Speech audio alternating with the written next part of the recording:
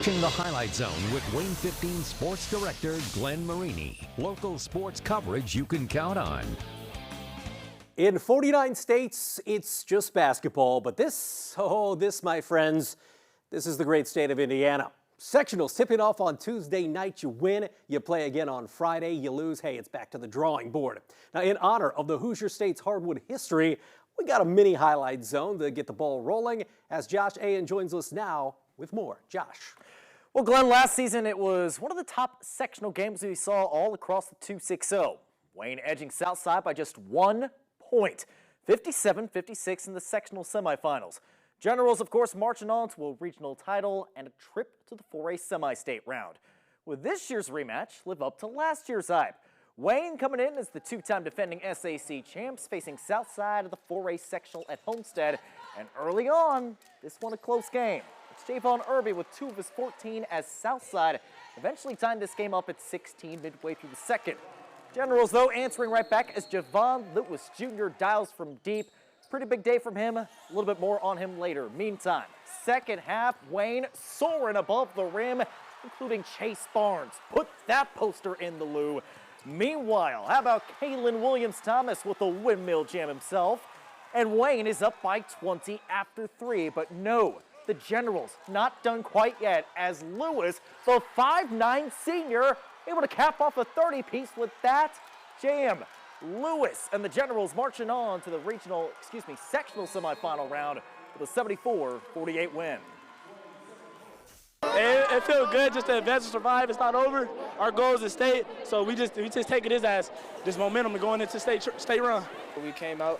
We were a little sloppy at the start, but we picked it up in the second half, and that just gave us momentum. So now we got our little celebration. Now it's over. We got to keep striving to win the sectional championship. We never really dwelled on it this week. We wanted to focus more, on us and the long stretch. WANE's going to move on to face New Haven at 6 on Friday. Nightcap at Spartan Arena. Homestead taking on Huntington North. Keep in mind the Spartans beating the Vikings by 14 in the season opener. First quarter, though, how about Huntington North looking strong out of the break? That's Blaine Freiberger on the backdoor cut. A little bit later, it's Ethan Zahn in the zone. Vikings with an early 9-4 lead, but eventually Homestead able to turn things around with hustle plays like this. Alex Graber keeping it inbounds, and Michael Rodenbush cleaning things up on the other end. But this game really belonging to Will Jamison, and as many of you know, he is tough as nails. 31 for the senior as Homestead is moving on with a 64-53 win. They're going to play Columbia City at 7:30 on Friday. Glenn, take it away.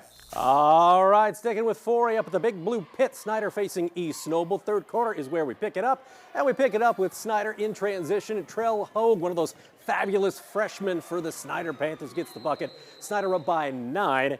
East Noble, man, they're plenty tough in Kendallville. Kobe Ritchie with a nice move in the post, but Snyder, we mentioned the good young talent on this team all season long. Ketron Pascal, 3 of his team high 15 as Snyder is moving on after they beat East Noble 59-47. I feel good coming in, a good home team. They got a good crowd, we in their city. It feels good to compete them in front of all their fans. Playing together, using our team, trusting each other, trusting the coach, and just playing together. We had a rough month of February, a really challenging schedule, but our guys stayed locked in the entire time. They stayed together. To come up here to East Noble at their home court and get a win, really exciting for our guys. Snyder will now face Northrop Friday at 6. Late game in Kendallville, Carroll and Northside. This one was a doozy. Chargers beat the Legends by 6 earlier this month. First quarter, it's Eugene Young Jr., 3 of his 25. Legends up 4. Ryan Abbott, your reaction? Yeah. Carroll's Jackson Pardon. He is going to play college ball at Bowling Green. He drills the 3, but his senior season would come to a close because Northside would take care of business. Watch Jordan King, the Purdue football signee, using some of that muscle we're going to see at Ross-Ade Stadium. Legends go on to win in overtime 79-67, so Northside will get DeKalb on Friday. 3A hoops at Woodland. Concordia and Garrett, the only game in Woodburn on Tuesday. Garrett's Jackson Robinson connects on the 3 right there for the Railroaders, and Garrett in business. But Cole Hayworth had himself a night. The Pelfer and the powerful punch. You're going to see Garrett coming the other way. It's Luke Kaufman in the corner. He hits the three, but man, Hayworth going to play college basketball at Grace College, and they're getting a good one. Are the Lancers. Watch him hammer this one home. He had 39. Cadets win 61-44. They get Angola on Friday. 2A in Bluffton. Adams Central winning the ACAC title this year. The Jets facing the rival South Adams Starfires. Third quarter action. Adams Central's Isaac Schultz just too much in the middle. He had 24. Jets up 22. Starfires fire it away. Owen Warner, the senior, nails the three, but the Jets simply not to be denied. Trace Mahler, he had 16. Watch him use the physicality here. Jets win their 20th game of the year, 75-52. Adams Central will face Blackhawk on Friday at 6. That should be a great one.